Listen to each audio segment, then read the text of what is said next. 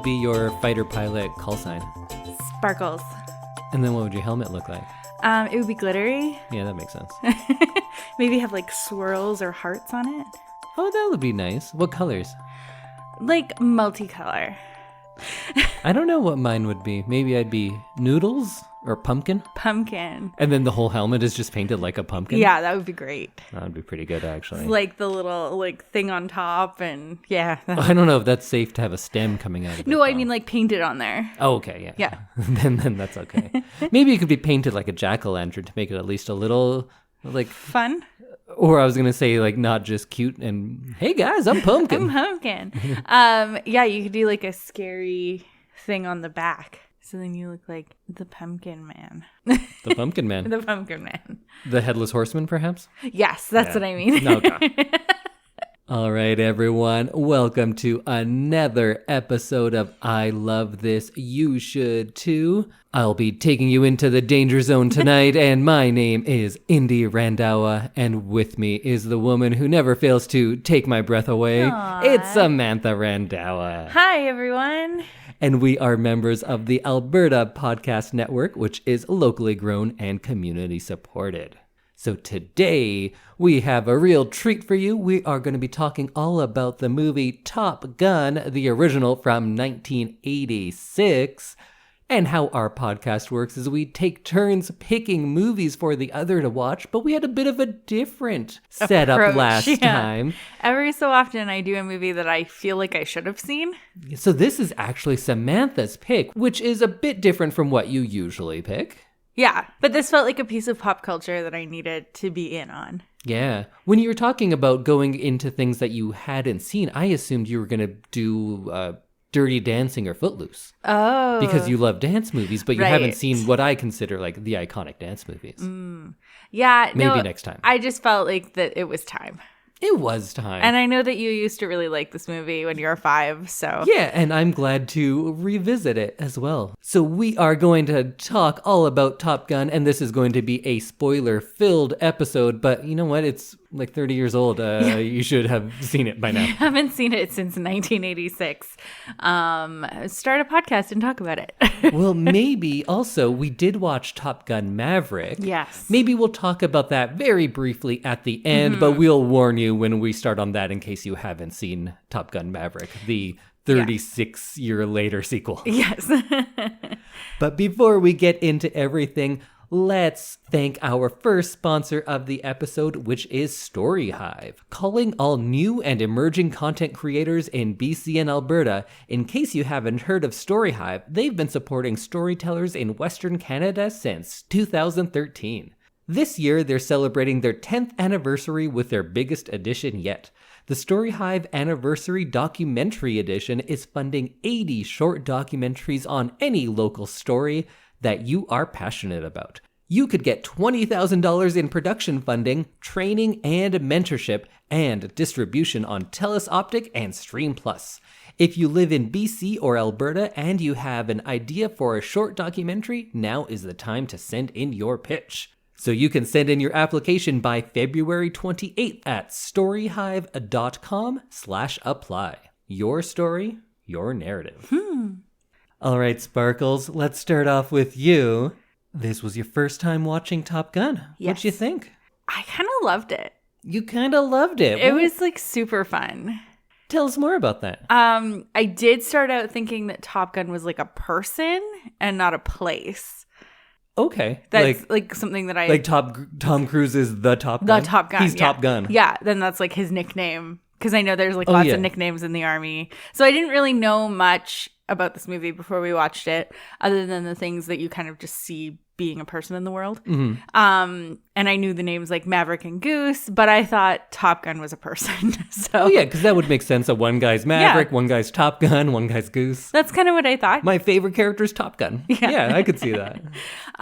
So that was kind of a surprise when I found out it was a place instead of a person. So that was interesting, but I liked it. It was fun to watch. It was like fast paced. It was very like romantic at times, and I don't know. I enjoyed watching it greatly. Oh, good. Yeah. So it's been how long since you've seen this movie? So I know I definitely watched it many times between the ages of like 4 and 12. I think I have seen it once since then because Okay. I thought I remembered watching it again and not liking it. Oh. I thought that happened, but I'm not sure. But this time, I may have bounced back. Oh, you're back into liking it. I talked about Scarface once, about how I was 16 and I watched it and I was like, whoa, this movie's so cool. It's so over the top and there's crazy violence and everything. And then I watched it when I was like 21 and I became like more knowledgeable about film and stuff. And then I was like, this movie's over the top. It's ridiculous. It doesn't make any sense. And then I watched it later when I was just, I think, smarter. And I was like, oh, they did that very intentionally. And there's a lot of thought behind all of the excess to it. I may have come to that point on Top Gun, or I may be making up a bunch of stuff in my mind. I'm not sure. This movie, though, it's tricky because its highs are very high. There's so many things it does brilliantly. And there's so many things it does really badly. It is not good in a lot of ways. Right. But it is, I would say, absolutely enjoyable. Yeah. And I don't definitely think enjoyed those watching two it. things are always have to go together, being good and being enjoyable. I think there's so many things that it does well that it makes up for the parts that are like honestly kind of shitty. You liked it then? Yeah, I'm going to end up like, if it's just thumbs up or thumbs down, Okay. it gets a thumbs up. Nice. But that has a lot of caveats to it. Of course. It always does. It That's always why does we have a with me. podcast. So should we go through the film chronologically today? Sure, let's do that. Maybe let's start off with just like a little bit of setup, though. Okay. Kind of about Tom Cruise, because I was thinking a lot about Tom Cruise this week because we watched the 2 Top Gun movies. Who wasn't? Yeah, true. Who can you think of that was like somebody that you can bank on to open a movie from like 83 till now? My entire life, Yeah. Tom Cruise has been a bankable A-list superstar. Yeah. Really. And I don't think there's anyone else. No. That's a long time to be booking roles and like selling out movie theaters. And then even if you talk about like the big stars of today who are like your Chris's, if they just had their own action movie that wasn't already something that we know, Right. I don't think it's opening number 1. No, I don't think so. Tom Cruise, though, if he opens a movie that you've never heard of, but it's Tom Cruise, it's gonna do very well. He's still a draw. Yeah. And I also think that Tom Cruise is multi-generational attractive. Definitely. Like what I mean by that is like, yes, he's aged very well, but I also mean like many generations of women love him or like think he's very attractive. Oh, like attractive in Yeah. that sense. Sure, definitely. Yeah. But I think just generations of people, because I'm in my late 30s and I've known him my entire life. People older than me definitely still like Tom Cruise. And based on the numbers of things that open, like Top Gun Maverick, which I'm sure is like 80% people that are older than me who saw Top Gun when it was out the first time. It's a lot of people just seeing it for nostalgia's sake, for sure. But there is definitely a younger generation who is into Tom Cruise. Yeah. And like, of course, there's all the outside of his acting life stuff where seems like kind of a crazy person at times. No, he's in a straight up cult. Yeah. But there's one thing I think it's hard to detract from is that he knows how to make a movie. Not even that he is the best actor. I think he probably gets underestimated in his acting abilities because I think he's just a movie star and Right. people forget that he's actually like a really talented actor too. Yeah, because you like throw Tom Cruise in and your movie's going to sell. Yeah, So he doesn't even need to be good at this point. He just needs to be Tom Cruise. very true.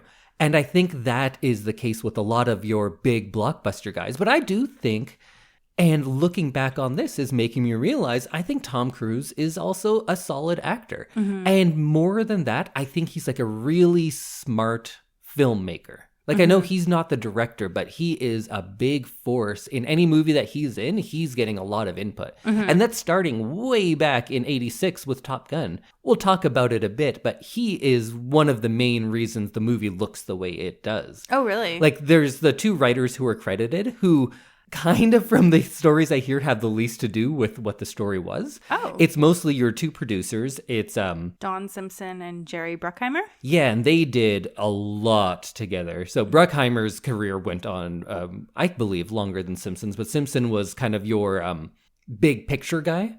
And he's just like, jets, Tom Cruise. And you think like, yeah, anyone could think of that. But not anyone could. He was a guy who like really brought a lot of big ideas to the screen. And then Bruckheimer is like one of the biggest Hollywood producers of all time. He created CSI. Yeah, and that's like low down on the list. But Cruise did a bunch of rewrites for this as well. Himself. Yeah. Oh, wow. And we'll talk a little bit about that, but I was saying in the last episode that I think this was kind of peak Tom Cruise, that he wasn't just like some young nobody, and that's definitely not the case, because in 83, he did All the Right Moves and Risky Business, which were 2 very big movies. Is that the one where he wears sunglasses and a shirt and no pants? Oh, and he does the slide. Yeah, okay. That's in... I haven't seen it, but that's what I know. And a lot of Tom Cruise movies, I think we know what they are, and then you go back and watch it, and you're like, oh, there was a lot more to that. Because you're like, oh, Cocktail. Yeah, he's a fun bartender. It's like, no, that is a sad, dark movie. Oh. But Top Gun was, of course, the thing that made him maybe the superstar. He was already established. But after Top Gun, he does The Color of Money, Cocktail, Rain Man, Born on the 4th of July, Days of Thunder, and that brings us right up until 90. And then in the 90s, he does Interview with a Vampire, The Firm. His first Mission Impossible was way back in 96, which seems crazy. That's so long ago. Jerry Maguire. Those are all like big, well-received movies for the most part. But then he also gets like really interesting and does things like Eyes Wide Shut, Magnolia, Vanilla Sky, Minority Report. And that brings us right into the 2000s, where he's doing Collateral, more Mission Impossibles, War of the Worlds, Valkyrie. Hasn't had a decade where he doesn't have at least like 4 blockbuster movies. I'll probably never pick a Tom Cruise movie to do on this podcast. I'm actually not a huge fan, but when you go back and look at a career and the input he had specifically to turn those movies into the successes they were, someone like me who's definitely not a fan of him in like the real world, a mediocre fan of him on film, but I am very impressed with all the work he's done. Yeah, I'd agree. He definitely has an impressive resume and work ethic. Because it can't be easy to film all these films. And the way he films them, too, he's like, yeah, I want to be jumping off that building. Yeah. I want to jump off the cliff. I want to be in a spaceship. I want to really be in the jet. Yeah. He has to do it all himself. So, like, I can't imagine that that's easy on someone. And with the second Top Gun, I was actually really surprised that he did as many crazy things as he did. Yeah. Because, like, he's 60 now. And I feel like 60-year-olds aren't built the same as like 24-year-olds. Except for this one.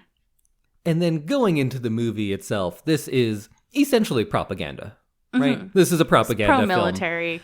But like we say that, but it is funded by the military. And more movies than you think are funded by the military. Wow. That happens pretty often, from things that I like Iron Man has military funding in it. Oh. Both of the first 2, because Marvel Studios wasn't like as established Marvel then. Studios, yeah. So with their first big one was Iron Man, and they got a lot of military funding for that. Interesting. But this comes out in 86, so the 70s are over, and we're kind of trying to feel good about ourselves again, because you know how I always talk about those 70s movies where it's all still in the wake of Vietnam, and all of the war movies, or the majority of the war movies, are telling you like war is hell, this is the worst, we shouldn't be doing this. Now the 80s are coming on, and we're in like Reagan America, right? 86, it's Reagan at that point? I don't know. Actually We're know not my Americans presidents very well, but yeah. We're not Americans, but I'm going to say, yeah, it was probably Reagan. Because this is pre-Bush? Just before Bush? Whatever. But it's the 80s. We know what the 80s are about. They're about Wall Street. They're about cocaine. They're about excess. Yeah. So when that kind of blends in with these war movies, we get Top Gun. Yeah. And it's interesting that it's like not a war movie. Yeah. I think it's very smart propaganda on the part of the military, because I feel like this is the kind of movie that little boys would see and be like, that's what I want to do as a job. Oh, that's exactly what it is. And I think that a generation of like military people was born just out of this. Oh, I have the stats behind that. Oh, do you? Yeah. Excellent. That was very calculated. And before anyone writes in, I don't know, people don't write in. I know Platoon came out in 86 as well, and that is a war as hell type of movie. But that was the minority of the 80s. This is more like Rocky IV, Rambo 2. This is pro-American. We're going to go and get those goddamn commies and foreigners type movies. So when you were talking about like, a generation of people, the year after this came out, Navy recruitment went up 500%. Oh, wow. Also, the sale of leather jackets and aviator glasses took off like crazy, That's funny. So much so for the recruitment, the Navy actually put up recruitment booths outside of the theater. So you could go watch Top Gun, come out, sign up for the Navy. Once you're all on your, like, fighter jet high? Yeah. Wow. That's amazing. That's like, actually hilarious. Hilarious and also, like, super fucked up. Oh, yeah. But, like, they had some good marketing people back then. Yeah, this movie was the marketing, and I get it. Yeah. One person died in the filming of this movie, one stunt pilot, because they went into a flat spin.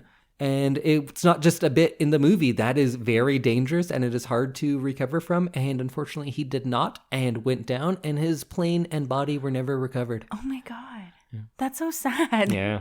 And what do you think? Do we want to get into any thematic discussion beforehand, or do you want to hit us with the summary and we'll kind of go through the movie and then I can figure out for myself whether this is a brilliant movie or just like a real piece of garbage? Let's go through the plot of the movie. Sounds good. Okay. So the movie opens with is it like a montage of the army, basically? Yeah. Yeah. And before some other people write in, it's the Navy. Oh, sorry. The Navy. So that opening shot cost $25,000. They were on an aircraft carrier, and Tony Scott, the second best filmmaker in his family. Poor Tony Scott. He is great. He does lots of good work, but his brother is Ridley Scott. So I'm going to go, I put Ridley Scott ahead of him. I gotta, right? Because it's fucking Ridley Scott. But Tony Scott wants the sun setting behind all of the people working on the planes, but the sun's on the wrong side. So he talks to, I don't know who runs an aircraft carrier, an admiral, a captain? Yeah. Whoever's in charge. Captain, I think. And says like, oh, can we turn this around? And they're like, no, it's an aircraft carrier. That'll cost like $25,000. And he goes, all right. And the story is he wrote a check right there. What? And so they turned it around and they got all those sunset shots, and they go on for maybe too long. But I bet Tony Scott was like, I paid $25,000 for that. So we're using them all. Yeah. Yeah, that was a really long opening sequence. Mm-hmm. And I was like, did I just forget what movies used to be like? Or I think a little bit of both. Yeah. I think it is very long, but also it was more common. We really let those credits linger. Yeah. And on a lot of old movies I make you watch, the criticism often is like, why were the credits 5 minutes long at the beginning? That's what the end is for, when I can leave. Now we live in the generation of being able to skip frame by frame through like Netflix openings. Skip intro, please. Yeah. But it starts off with the Top Gun anthem, which I love, I gotta say. We've been playing the Top Gun soundtrack at our house since we started watching these movies. Oh, my 5-year-old self is like right into it. There was much dancing in our house. Because this came out when I was just a wee baby, but by the time I was 5, we had it on VHS. And this movie changed home video forever. Because movies to buy used to be like $100 to buy a VHS. Huh. This was the one because it was in such demand, and something changed. I'm not exactly sure how it all happened, but they were able to sell this for like $30, and that changed everything. So people were buying it. And for a lot of people, because it was so much cheaper than everything else, this was the one VHS you could own. So you could rent stuff, of course, but if you wanted to own something, Top Gun was the first movie a lot of people owned, and that was the case for me. And that's why this was my favorite movie until, well, probably Ninja Turtles. That's really interesting. I guess I didn't really realize that things used to be really expensive. So we get through that first credits scene, and we meet Maverick and Goose. And they're stationed in the Indian Ocean, and they intercept some hostile planes. And is this a dogfight then? I think they don't actually shoot, so maybe it's not. But there's a lot of maneuvering. Yeah, sure. Let's... and we should probably say, I don't know if any military people are ever going to listen to this, but we don't know anything about any of the technical stuff, and we're going to get it wrong. And you know what? Don't trust us for stuff like that. That's not what we're for. I've never been to an air show. I don't know anything about planes because this looked really cool. There was a lot of neat maneuvers. I got to say, that's the strongest part of this entire movie, is all of the aerial photography. It looked great. We're not going to talk about the new Top Gun, but I think this one looked better in that respect. I know everything's going to be cleaner with new stuff, and there's not much CG in either of these. Probably none in this one. But this had some really good sustained shots from the sky to other planes, because I think they're shooting out of like a Learjet or something like that. And the length of some of those shots was beautiful. Like you could get a real scope of things. You could see that movement. It's not just edit. Right. It wasn't editing around things they couldn't do. It was editing to show you what they can do. And it's a small distinction maybe to a lot of people, but I thought the editing in this movie was fantastic. And it really sold things for me. So I don't know about editing, but I definitely felt like being able to see the planes on more of like a sustained shot. Is that like a long shot? Yeah. I felt like I understood the planes better and thus understood the movie better, because I could understand kind of the things that they could do, and you could see the way the planes move. So I was able, when you had just like in the cockpit shots or shots from the ground, I kind of had a better idea and could like connect those dots in my brain. I loved all the shots that were done from another plane, and you can see the fighter jets like banking and rolling. That looked amazing to me, and I get why that made everyone say like, yeah, I want to do that. And then they sign up for the army, and you're just kind of like, I don't know, pushing a mop around. You're like, but I want to be up there like Tom Cruise. Only a select few. So we get back to the airbase, and Cougar, who is Maverick's wingman, freaks out and quits. I like that the initial danger of this movie is nerves and not like Nazis or aliens or something. Yeah, it's never really discussed about the bad guys, right? Like, it's not really, it's just like the Navy doing their thing. Yeah, it's always the enemy. Yeah. And they're just in black planes, and I think it's supposed to be Russia, but they never say that. And all the bad guys have like mirrored helmets, so you can't even see that there's like a person under it. It's just a faceless enemy. This movie plays like a sports movie much more than it does a war movie, because it is mostly like internal competition, and it's not about the war or any war. Yeah, and they just happen to like encounter some enemy people. It's not like they're going out to find them and fight them. Yeah, and the only actual violence comes at the very end of the movie. So Maverick and Goose are sent in Cougar's place to attend Top Gun, the Naval Fighter Weapons School. And before the first day of instruction, Maverick meets a lady. Oh, yeah. Yeah.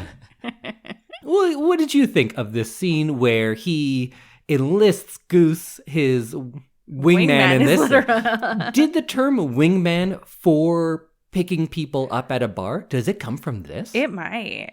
I never thought about that, but yeah, I don't know how else that would come out. Because I know it comes from planes, of course, but what would have put that into popular culture and linked it up with like picking up a girl more than this? And this movie was so big.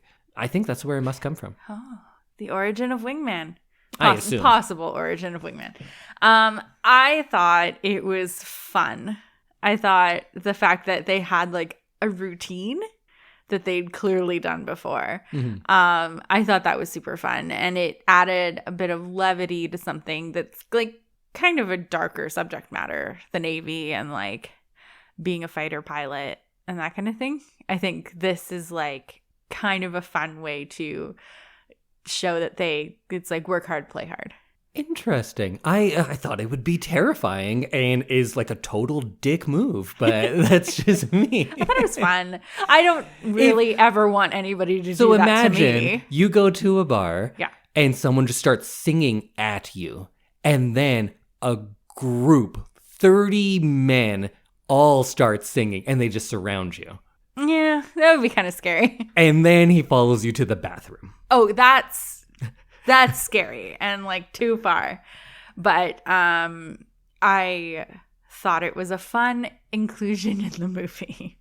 But he's a dick, right? He's an asshole. Oh yeah, he's a total Maverick asshole. is. Yeah, he's one of those guys who like is too aware of how good he is, and like has no ability to feel shame or nervousness. I'm formulating something right now that we'll swing back to at the end that might help me like this character more, because overall, I don't think he's a likable character. Or is he? That's me saying that. I liked him. Okay. Yeah. Do you find him like charming? Yeah. It's like a cockiness, but there's a charm to it? Yeah. Okay. I don't, but I think he's an asshole. No, Goose, on the other hand. Can we just stop and talk about Goose a little bit? Goose is great. Anthony Edwards as Goose. You can't say he steals the show, because Tom Cruise apparently is super charming to the majority of people. Mm-hmm. I don't think he is in this, but I still think he's good in this. Anthony Edwards, however, is great. Every second he's on screen, I want to hear what he's saying. Yeah. I thought he was very charming, not in the Tom Cruise cocky way, but like, I want that guy to be my best friend. Yeah, he definitely seemed like someone you'd want to spend time with. And I know a lot of people, apparently yourself included, are more enamored with Tom Cruise, but you know who you should marry? You don't marry the Mavericks. No, you don't marry the Goose. Mavericks. You marry the Goose. Absolutely. And he is, which we'll get to Meg Ryan when that part comes up. The next day at school, or at Top Gun school, Tom Cruise, Maverick, learns that the woman he was hitting on is a Top Gun instructor, Charlie. And she is based on a real person who really achieved very high levels of security clearance and was very influential. Oh, that's exciting. That this is like a real woman who existed in the military. Loosely based, of course. But yeah, she had the job and everything. Oh, that's amazing. And she is really impressed with Maverick because he's bragging about being inverted on top of a MiG plane. And we also had the introduction of Iceman, played by Val Kilmer at this point, or somewhere in here. I liked Iceman. I love Iceman. So this is very conflicting for me, because from the ages of 5 to 10, Maverick was the shit. And you go, fuck Iceman, that asshole. Yeah. Iceman's right. Yes. Right? Yeah, because he's like... He's 100% right. The best flyer, and he's smart about it. Yeah. Like, he knows what's dangerous and what's not, and where, like, how far to push things. And his big antagonistic speech that he says to, like, really get under Tom Cruise is, you're unsafe. Yeah. I don't like you because you're dangerous. Yeah. Which is 100% true. And everyone else is like, oh, you're dangerous. Yeah. Like, yeah. Iceman is the hero of this movie, I gotta say. Iceman is the most professional in this movie, for sure. He's the best. Well, he's the Top Gun. He is the Top Gun. He becomes Top Gun. Yeah. I wonder how good Cougar was. Because Maverick wasn't even the best at his base. No, because Cougar, before he quit, was supposed to go to Top Gun. So, yeah, he must have been the best. He must have been good. Yeah. He just gotta... What's it called when you can't do it? Like when you can't perform at your job? There's all sorts of things.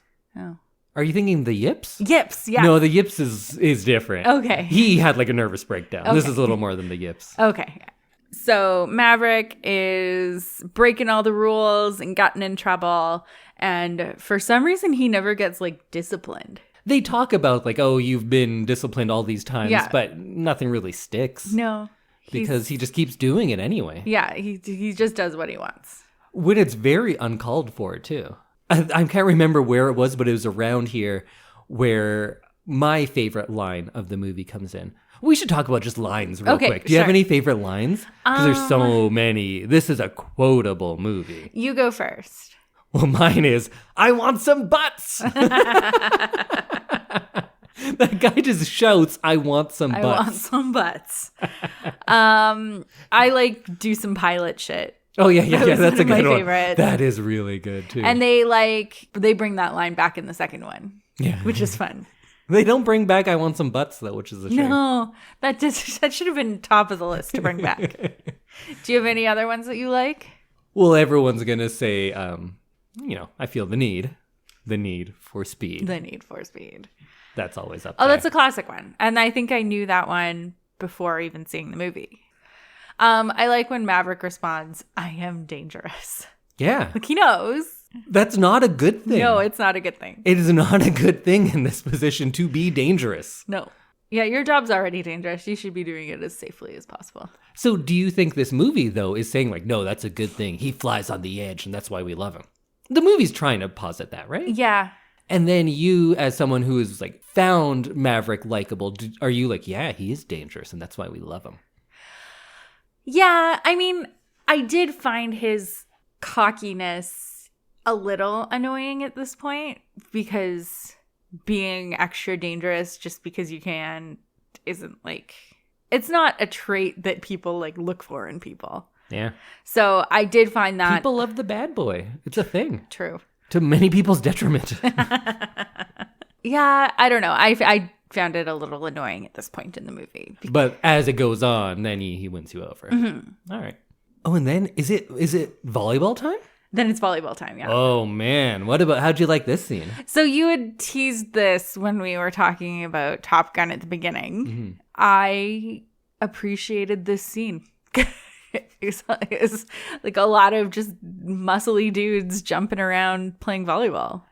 It was great. Did you love it? I loved how unnecessary it was, but then they're just like, nah, fuck it, we're putting this in here. I don't care. For the ladies on the date. It's the guy. Well, you do get a lot of shirtless men at this movie. Yes, you do. You get a lot of towel time. They're really oiled up. Yeah. But not a speck of sand on them. No. And they're wearing jeans. Yeah. Which seems... Everyone is so sweaty throughout this real entire sweaty movie. Yeah. And I can just imagine how they smell. Well, Slider stinks. Yeah. Maverick tells him. Yeah. Which, another great line. Slider, you stink. And then just leaves. And then That's just it. walks away. But yeah, shirtless volleyball, I found, was a very good inclusion in this movie. I approve. And the music, another Kenny Loggins song. We didn't even talk about Danger Zone. We'll circle back, there. I'm sure. Yeah. But this song is called Playing with the Boys. Oh, yes. Which has some like real awesome lyrics. Did you pick up any of the lyrics? No, but I feel like you're going to tell me. Should I do it like in a dramatic reading? Yes, I think you should. Say it was the right time to walk away. When dreaming takes you nowhere, it's time to play. Bodies working overtime. Your money don't matter. The time keeps ticking.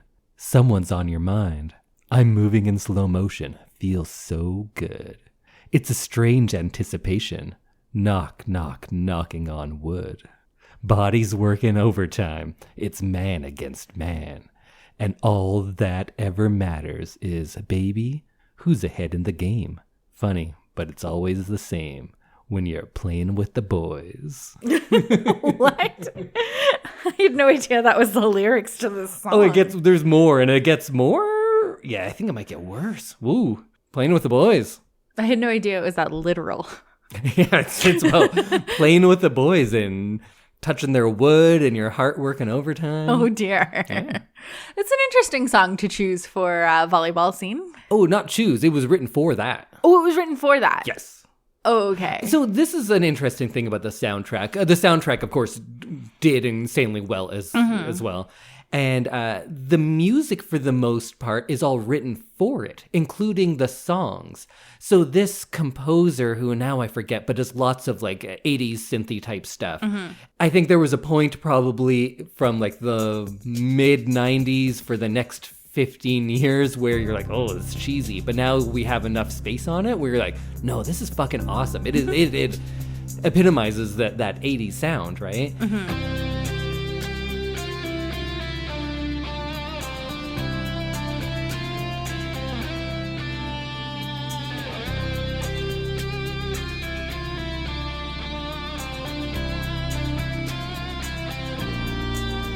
And I think even the songs were written and then they got people to do them. And they would pick someone to do the song that was already established that Playing with the Boys is going in this. Who are we going to get to sing it?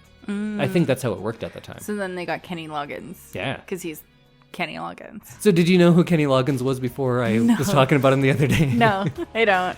Should we talk about Danger Zone right now? Yeah. So where is the danger zone? Oh, you're in it, baby. Where you got to take the highway? Oh, so the highway takes you to the danger zone. Yeah, well, there is a highway to the danger zone, for sure. Okay, so and where is that located? Oh, if you don't know, you're not ready to find out.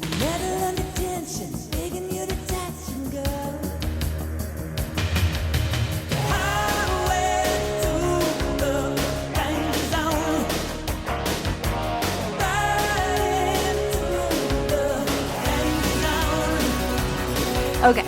I do think at some point in either of the movies, they should have just said the words danger zone once. Yeah. Like, it could have just been in passing, like, oh no, you're too low, you're in the danger zone. Like, something like that. Yeah, please, like, just throw it in there for us. Yeah. You have, like, an iconic song called Danger Zone in this movie. You think that it would be used at least once. I think Danger Zone, the song, was used 3 times, I believe. Yeah. And that's not something we're used to in our generation, because usually you play a song once. Like the score, a theme of a character can come back, but not songs as often. Yeah. But we get Danger Zone 3 times. And at the beginning, it starts off with a theme, and then it's just like a real hard cut, like a needle drop to Danger Zone. Danger Zone time. And it's pretty awesome, I gotta say. Harold Faltermeyer is Oh. the music person. He also did Beverly Hills Cop. Yes, that's a fucking score, too. But yeah, so he sounds like he did a lot of iconic pieces. Yeah. So how'd you like Danger Zone? I feel like I know Danger Zone just from being in the world, but in this context, it felt pretty awesome. It's perfect for this. Yes. Well, so much of this movie is greater than the sum of its parts. Most parts of this movie are pretty shitty, actually. The aerial photography is great. Yeah. And this song, had I heard it just like on the radio station, I'd be like, what is this garbage? Maybe. I don't know. I can't look at it like that because I can only take it in Top Gun context, and it's fucking awesome because it's perfect for that movie. If it was in a movie now, like being written for a movie now, I think it would still be a hit. Really? I don't know about that. And this might not even be his most famous movie song, because he also, Kenny Loggins, did Footloose. Oh, really? Yeah. Oh, I didn't know that. Those are 2 like pretty iconic songs, right? I didn't realize Kenny Loggins was that famous. Yeah. You knew Kenny Loggins this whole time, and you just didn't know you knew him. This is kind of a digression, but I showed you the television show Archer. There is a character who is obsessed with Top Gun and Danger Zone and recreates many scenes from Top Gun throughout the series. But there is, at one point, one character becomes a country star, and they do an acoustic rendition of Danger Zone with Kenny Loggins in it. And I think it's actually like fantastic. Hidden in the twilight, spreading out her wings tonight. She got you jumping off the track and shoving into overdrive. Highway to the danger zone. Take you right into the danger zone. You'll never say hello to you till you get it on a red line up below. You'll never know what you can do till you get it up as high as you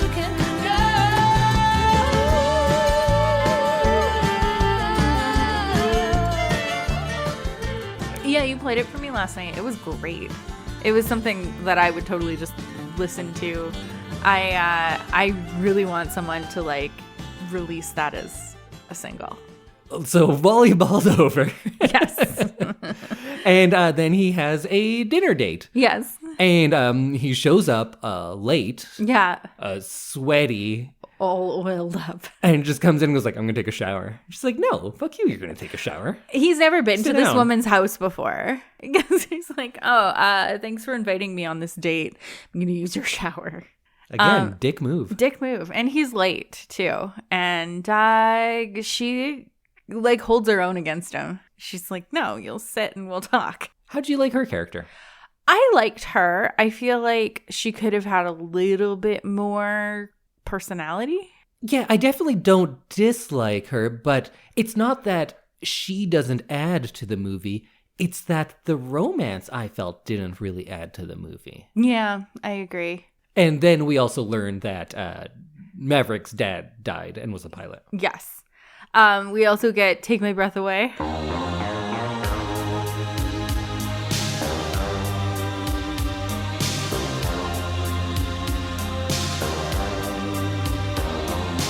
Watching every motion in my foolish love's game. Oh, which, if you think Danger Zone's played a lot, the first 30 seconds of Take My Breath Away were played, I don't know, Like 6 times? I think so. I think Yeah. it was 6. And then we don't actually get to hear the words until the sex scene much later. Yeah. But, odd choice. I don't know if it's great and brilliant or just strange, but he just leaves. He's Yeah. I'm gonna go take a shower. No sex scene, not even a kiss. No, that first date. I kind of expected there to be more to the date. Yeah. Oh, I'm really formulating some theories now. I was kind of disappointed that he just left and then it was like abruptly over and then they were just in an elevator the next day. It was very, it was It odd. was very abrupt. Oh, and then we get Meg Ryan coming Yeah. in as Goose's wife. I don't actually remember her character's name. But wasn't she charming? I did not realize it was Meg Ryan until way later in the movie. Oh, really? No. That haircut? Not the best. That's all I could see. I Yeah. couldn't even see that it was Meg Ryan. I could only see that awful haircut. It was 86, man. It was a Yeah. time. Her name was Carol. Carol. She was just a breath of fresh air into this movie. She was fun. Loved her. She was fun, and I liked how like unpolished she was in comparison to like everyone who's in the Navy. Everyone is like being very professional and is like all serious and macho, and she was just like, I hear you're in love with your instructor. Yeah. I loved her. I loved her relationship with her husband. Mm-hmm. And I love that Goose tells her everything. Yeah. I think that's great because he has his priorities straight and he tells his wife all of these things because he's a good dude, that Yeah. Goose. I liked their relationship. I liked that they like trust each other. There's like a good level of trust there for like she has to trust that he's telling her the truth because they're living apart basically during Top Gun. It was nice. And probably a lot of their lives. Yeah. Because remember, Cougar, when he quits, says he's never met his children. Oh yeah, that's right. Yeah, and they're at the beginning of the movie. They're on a ship in the middle of the ocean, so you don't know how long they've been out there. Yeah. Yeah, that's military life is a very hard life. And the next time we see Charlie is in class and she's telling Maverick how, like, no, you're wrong. Yeah. You're doing things terribly, which is true. And she's the expert. But no, he is like a little baby about it. Yeah, and he And storms out. Storms out and gets on his motorcycle like a child. And he goes, fine, I'm going home then. And then she chases him down in her car. in her car, also very reckless. And he says, you say I'm reckless, look at you, Yeah. which is also, yeah, fair, actually. And then she says, like, I'm right, but also you're sexy and I like it. And then they kiss. And then they kiss, yeah. So she gets, like, turned on by how reckless he is. Yeah. And, like, then they have the sex scene. How'd you like that sex scene? It was weird, and there was way too much tongue. Yeah, there's a lot of licking in it. And then when they go on that double date, I think that's when Meg Ryan is yelling, "Take me to bed or lose me forever." Yeah. I love that. Oh, That she's was so fun. good. I loved her character. It was like she was just being herself. She was like unpolished in comparison to a lot of the other people in this movie. And she was just like really lovely. She was great. That family, love them. Love him. Goose and Carol are I think my two favorite characters. And then probably Iceman. So then we get some updates on the standings of who's Top Gun, and we find out that Iceman's number 1 and Maverick's number 2 as they're jetting off to do another exercise. And Iceman's having trouble getting a good shot, and Maverick tries to step in and do it himself because he's not a very good wingman. Maverick basically breaks his plane by flying through Iceman's jet wash, and Maverick and Goose have to eject out of their plane. And I'm sure there's so many people who will debate, like, actually, this was Maverick's fault. Actually, it was Iceman's fault. We don't know. No. None of us are flight experts, but I think what we can say is the movie is saying that it's probably neither person's actual fault. But I think we could agree that Maverick is being impatient. Yes. So maybe it's not, he didn't lead to the death, but he's putting himself in these positions over and over again, and it's ultimately a mechanical failure. Because I think when you're falling straight down, I assume the canopy is supposed to like fly away because you'd be flying forward usually. But because it wasn't, it just went up, and then he ejected right into it, and that's what killed him, I think. I don't Yeah, know. he smashed himself on it. He got real smashed. I was like legitimately sad when he was like holding him in the water. Oh, of course. Oh my goodness. That was like really upsetting because we love Goose at this point in the movie. Wait, and then you grew to hate Goose. No, I just mean like after the double date and the singing and Yeah. everything, you're on like a Goose high. Oh, I was on a Goose high. And then he dies and I was like really upset. Did you cry? This time, no. I mean, When I was a child, yeah, I think so. oh, that's sad. Yeah. I may have cried a little bit this time. Understandable. Like it's really emotional, and you can see how much Maverick loves Goose and like how this really affects him mentally. How do you think this death was treated in the movie? Because it is treated differently than usually you'd get a main character's death.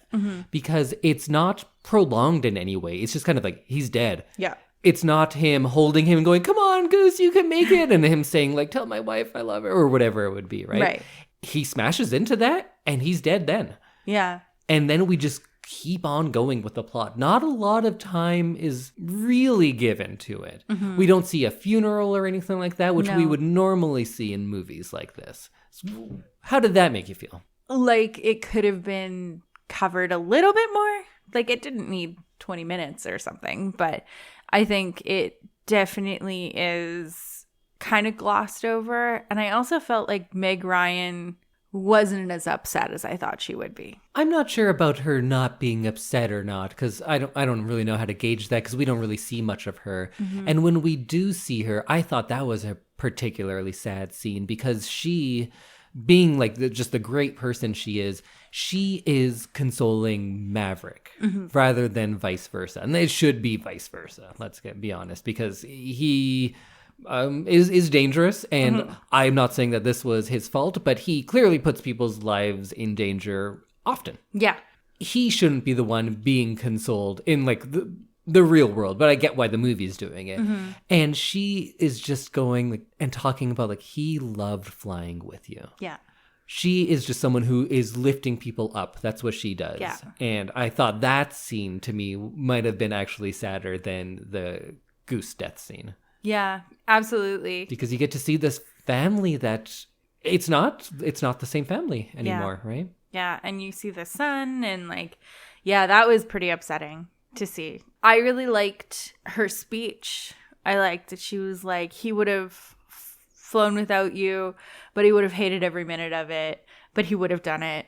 And like, she's like giving him permission to go on and get another partner and like have a career. She's not blaming him. I think a lot of other movies would be like, you fly dangerous and this is your fault. And they would have made it about that. I'm not sure what to make of the choice not to.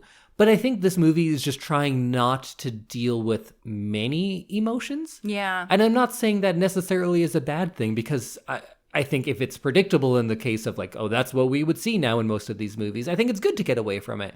But it's just an interesting choice that there isn't much of that. Even when Iceman comes in, he's not like, see, I told you.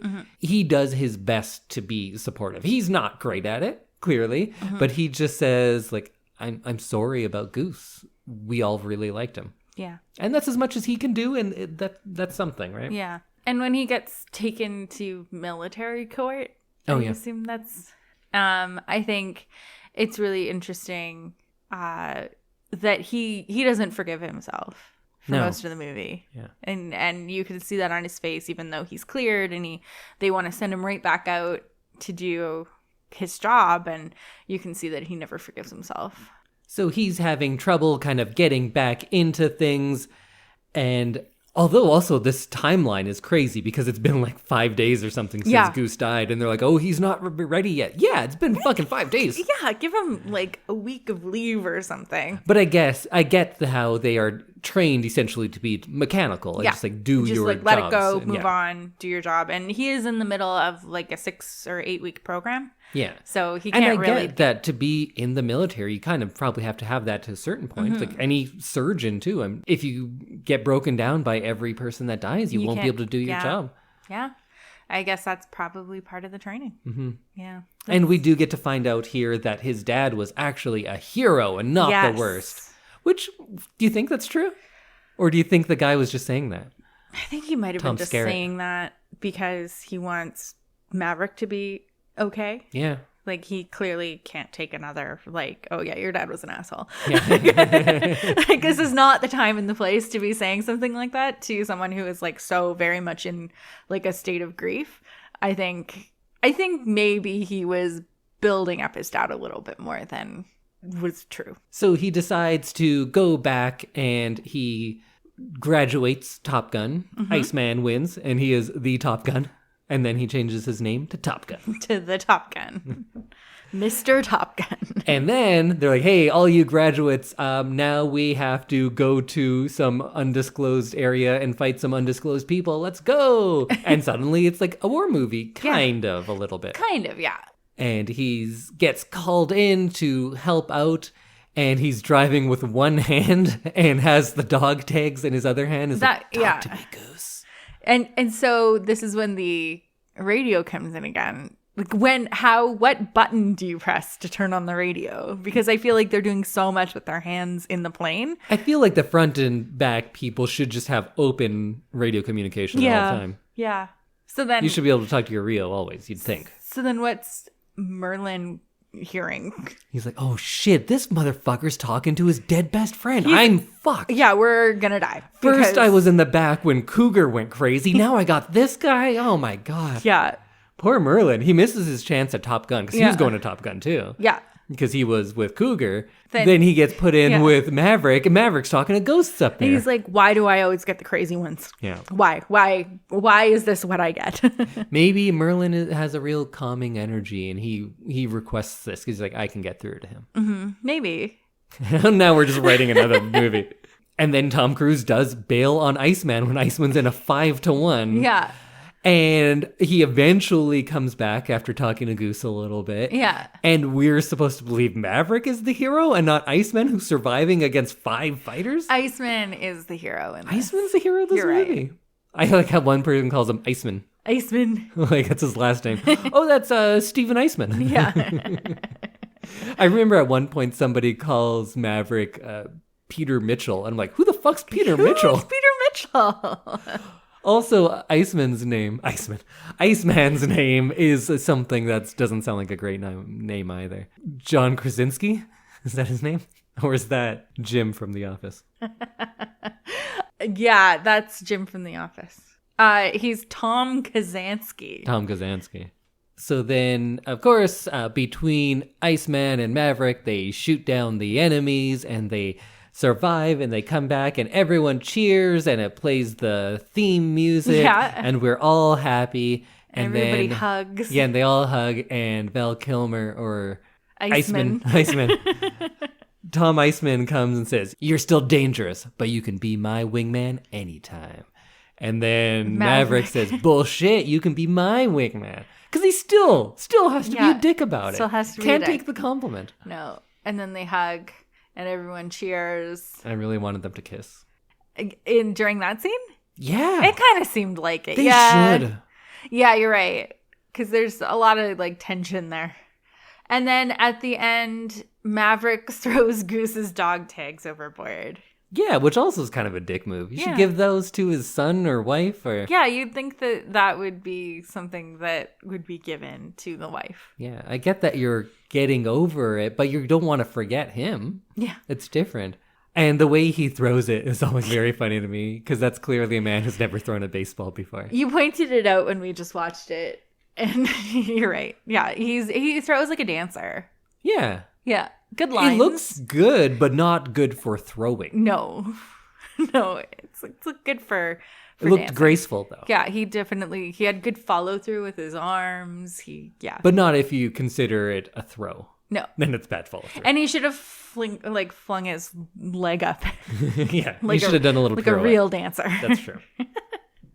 And that's the end of the movie. Oh, and we also have, hey, you were dangerous out there, but you got the job done. You can have any job in the world Any because job your in the face is on military. all the newspapers now. I've never seen a pilot's face on any newspaper. No. But anyway. They also, something like this wouldn't really be reported on. No, because this would start World War III because the Yes. Russians and the Americans are fighting. But anyways, his face is on all the newspapers and you're rewarded by being able to pick your job. And where do you want this dangerous guy that plays by his own rules? To train other dangerous guys. Teaching.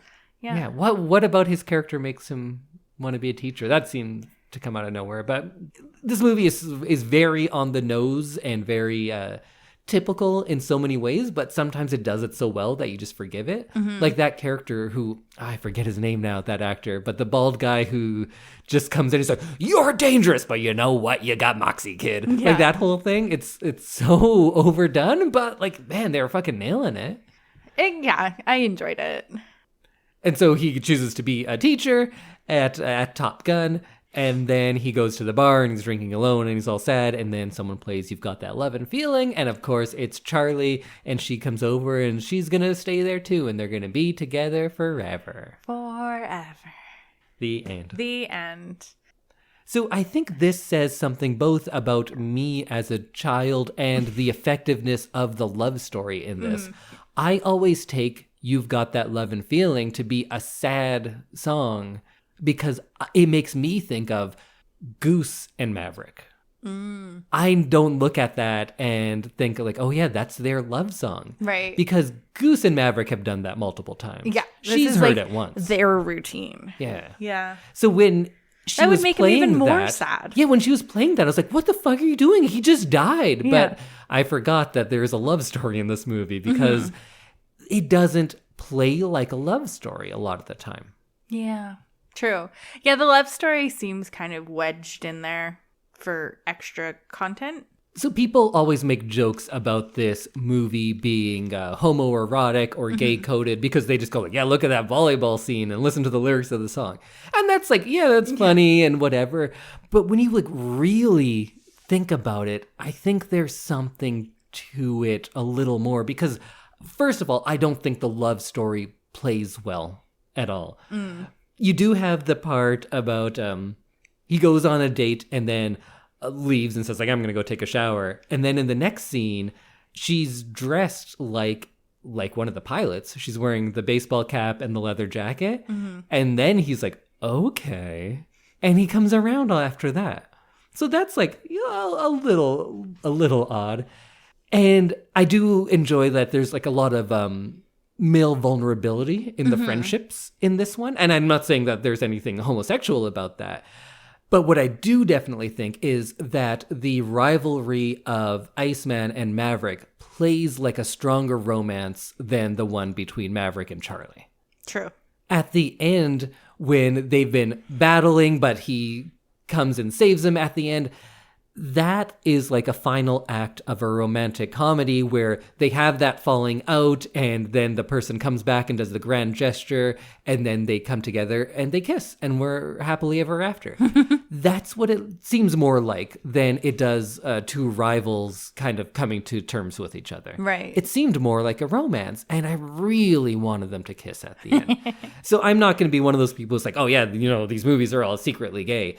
What I will say is it would be a better movie if it was gay. True. That would be a better story. I would love this movie if at the end Val Kilmer and Tom Cruise kissed. But then the military wouldn't fund it. Yeah, that's probably true. In general, about Maverick, because we were talking about whether his cocky charm works or not. You say yes. I think so. I say no. And of course, everyone has different readings. It comes down to ultimately, like, do you like a person? And everyone's going to have, of course, very personal takes on that. Yes, yeah. So I can dismiss this movie and say, like, it's really cool. The aerial stuff is fantastic. Everything else is kind of weak. The main character's not likable, but there are other good characters around him. And that could be my final review. And I think that might be. But if we give Tom Cruise lots of credit, and looking back at his career, he is someone who deserves a lot of credit. And in the writing of this movie also, because the script that he had, a bunch of other people passed on it, and he said no to this initially. Oh, did he? And eventually he said, give me, I don't know how long it was, but give me some time. I want to work on this, and I want to work on you guys changing it, and I'm going to have some requests. If we do that, I'll do the movie. And the things he came up with were changing the love story a lot, because before it was a gymnast, and she was much more, she didn't have any kind of authority or strength. And one thing that is really interesting in Tom Cruise's career is, for the most part, the women he plays opposite to in romantic roles, they tend to be well-developed, strong female characters. Oh. And I think when you're Tom Cruise, you have a lot of say of who's cast in something and even what the character looks like. Not looks like physically, but like how that character is portrayed. Right. And he did that here too. He wanted it to be someone who has a good amount of strength and authority. And I think he made the character of Maverick, it's almost like an acting reel for him. He put in a lot of these things, and he wanted to have a good variety of emotion that he could put on display here. I think if you read it superficially, he's like a one-note performance. You could read it like that. Yeah. He doesn't have what we consider like a normal arc of someone who learns their lesson. Like, at the end, does he learn his lesson? He I don't kind of think is he the ever same learns dick his the whole lesson. time. Yeah. It's just at the end it worked. Yeah. And I think his arc is him overcoming Goose's death. Like, it's a very short end arc. So it's less of an arc and more of a circle. Yeah. It's just going back to where you were at the beginning of this, because I don't think he fundamentally changes. But if we're going to give Tom Cruise a lot of credit, and based on what he did with the script and later on, and he kind of set himself up to be a movie star. He put in things like, yeah, I'll do all of those topless scenes. We're not using any of that for publicity, because he doesn't want to be kind of pigeonholed into being one thing. Right. He, I think, very early on saw the potential of being a true superstar and the freedom and power that would give him in making his movies. And he has definitely exercised that throughout his career. So I think it's not crazy to say that he, in this, is doing a really nuanced thing. He is playing it as someone who is deeply, deeply insecure and putting on all of these things as a show for the other guys. So maybe it is not homosexual, like he doesn't love the other guys, but he's looking for approval. He has something to prove. He's smaller than everybody else. He looks a little bit younger than a lot of the other guys. And his biggest driving force is he's trying to make up for the reputation of his family and of his father. So he has this insecurity to him, and everything he's doing is to show off. Like when he's hitting on Charlie, I don't think he thinks that's going to work. No, he's just like doing it for fun. He's doing it to show off. Yeah. And not to show off to her, but to show off to the guys. Yeah. And when he goes into the bathroom, I don't think he's doing that because he thinks like, oh, now's my chance. He's doing it to show Goose like, oh yeah, I went into the bathroom and I had sex with her because that's how cool I am. Yeah. He's doing everything as a performance. To show like, oh, look, I'm one of the guys. Yeah. And then when he's in the classroom, he's an asshole to her to be like, hey guys, look at this. Yeah. He's always doing it to impress. He's not this cocky pilot that's dangerous. He's this super insecure guy in this hyper masculine world. And this is how he thinks he can fit in and impress them. And if you read it like that, you're like, you can watch the whole movie with that reading. And I think it works because that's how I watched it this most recent time. And maybe Tom Cruise is actually doing something really brilliant here. That's an interesting take. And I feel like if we watched it again, I'd watch it through that lens and maybe see what you're seeing. But I like that idea that he's actually just very insecure. And I think at some level, the majority of overly confident, cocky people are super insecure. That's why you're acting like that. Right. But in this case, I think Tom Cruise knows that. Right. I think it's all very performative. Or he's just an asshole. It could go either Or way. he's just either one. Both are very, very plausible. One fun thing, I know that he was offered a sequel right away, and they said, we'll give you 5 times your salary, and he turned it down. And he went on to make some other interesting things, but most interesting is he went on to do Born on the 4th of July a few years later, which is a decidedly anti-war and anti-military movie Oh. for a lot less money. I'm amazed that it took 36 years for him to do Top Gun 2, like for that to come around. Yeah. Well, are we all done on Top Gun? I think so. Well, let's hear from our second sponsor. And then after that, let's talk a little bit about Top Gun Maverick. So if you haven't seen Maverick, you can, I guess, skip to the end. Yeah. 'Cause that's about it. So bye for you. Bye. And everyone else, here's our second sponsor. Get ready to take the guesswork out of choosing a school. Go to Edmonton Public Schools Open House. Meet the staff and ask your questions to learn about their schools and programs. Explore your options and find the school that feels right. Find event dates and learn how to make the most out of your visit at openhouse.epsb.ca. Know before you go and feel confident and excited when you get there. All right. What'd you think of Top Gun Maverick? I thought it was fun. It was totally pandering to the original lovers of Top Gun. And I could see people who loved Top Gun in like the late 80s loving this new movie. And it was just like a total box office draw. Like you could totally see why they made this movie. And they were just looking for butts. They wanted those butts. I want those butts. In the seats, and they knew that what's going to sell tickets, another Top Gun movie. So this movie, of course, did very well in the box office, like the first one. The first movie, mixed reviews, because your critics are going to be like, well, this is clearly Propaganda. like, poorly written, but it looks cool. Yeah. And film critics are going to say that. This second movie reviewed incredibly well. And I've talked to people who say, oh, that first movie was stupid. It was kind of fun, but it's really dumb. The second movie, one of the best movies ever made. Oh, see, I didn't find So that. many people have told me that. And we just found out it was nominated for Best Picture. Yeah, So we're recording before the Oscars, but it Yeah. has been nominated for Best Picture. that's wild. That is crazy Yeah. to me. I think it was a good movie. I think the acting was good. I think the story is fine.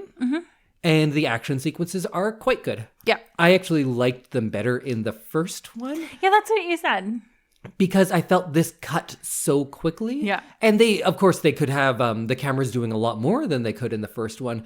But I liked in the first one that we would get a shot that's like 4 seconds of a plane doing something. That's more interesting to me than 8 half-second shots Right. like they used in this one more often. And that's like the newer style of editing True. is like Marvel movies and stuff. It's just flashes of stuff. Yeah. So, and I did appreciate that they did a lot of practical stuff on this. It's not all CG. There's real planes doing stuff, and it looks good. I just preferred the editing of the first one. And I thought, yeah, it was good. Yeah. I'd give it a thumbs up. It's more than a 5 out of 10, so Yeah. I think it's good. But I don't know. I don't feel the need to ever watch it again. Yeah. While the first Top Gun, I think, is worse in many ways. It's more rewatchable though, because it's fun. It's more fun. Yeah. Yeah, it was definitely fun. I thought Miles Teller would be in it more from like how much promotion and stuff that he was in. I thought he'd be more focused on in the movie. I did enjoy at the end of the movie when they get into the F-14 and he's like, it's so old. It's like, it was pretty funny to see his reaction as someone who's only ever flown F-15s, I assume. That's what the next plane is. But yeah, I thought that was super funny. And I thought he had some good moments. He does look like Goose, though. He looks a lot like Yeah. Anthony Edwards. They did a really good job of That casting was, him. yeah. And then that mustache. Yeah. Because I had seen him in stuff before. I didn't even realize it was him because I looked and was like, who is this guy? What's he done? And then I realized, oh, I've seen like 3 movies with him. I just Oh. didn't know it was the same guy. Yeah, I thought he was funny. He has good comedic timing. He was good. Tom Cruise was Tom Cruise. good as well. I think he's more handsome in this movie. He's taken care of some things Yeah. in the first one. He doesn't have the center tooth anymore, and he's kind of waxed that unibrow out a Yeah, little. he's definitely more like polished. Yeah. Everything's a lot more smooth than it used to be. And he's in like terrific shape. Yeah.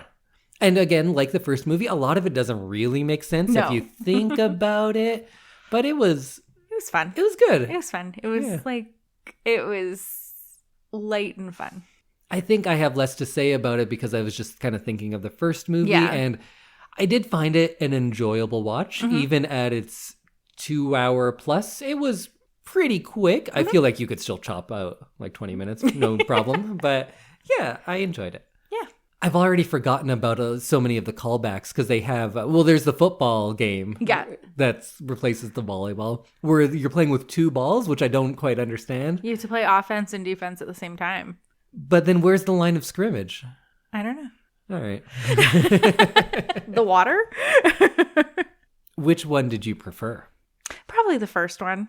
Me too. The first one is worse, but it's also more enjoyable. Yeah. The second one is a more coherent story, but it's not as fun. I didn't like that it was more of a war movie, the second one. Right. Because it's very much like us against them. We're training to beat them. We're gonna like stop them from doing this evil thing. Like it's very much focused on fighting someone or like winning, whereas the first one was very much like winning within. It's not as much us versus them. True, but even in the second one, we don't get the other people, the other side, until quite late into the movie. Mostly it is about if you can do this one thing and then you can like make the team. Yeah. So it's still like a sports movie for the first while, but it does have a much longer, that final act when you're actually fighting the other people. That is a lot longer in this one. So I think I'm out of opinions on the Top Gun franchise. So next week we will be doing a pre-episode where Indy will reveal our big watch for the week No, after. no, wait. What? I don't think we are. Is it? I think it's our 200th episode, right? Oh my goodness. Yeah. Okay. Sorry. So next week, we are going to have our 200th anniversary awards show. Yeah. Which is kind of fun. I like those episodes. It is technically like awards season too. So we're throwing our own award show in there. Oh, nice. Yeah. Yeah, so we will talk about the movies we have done in the last 50 episodes. I don't think we'll do spoilers really or anything like that, but No. we'll give awards like best performance, worst couple, best animal friend, most delicious food. Yes. And anything else you guys come up with, let us know. And we'll Yeah, put it in. feel free to message us your categories. And we'll be putting this is our 3rd season? 4th season. We'll be putting our 4th season behind us and looking ahead to next season and talking about what kinds of films we'd like to see coming up. Yeah, and when we say season, don't worry, there's no season break or anything No. like that. We just kind of break it into every 50 episodes, because that's roughly a year. Yeah. And so we'll see you next week in your formal red carpet attire, and we will give away some awards to some movies. Bye, everyone. Goodbye.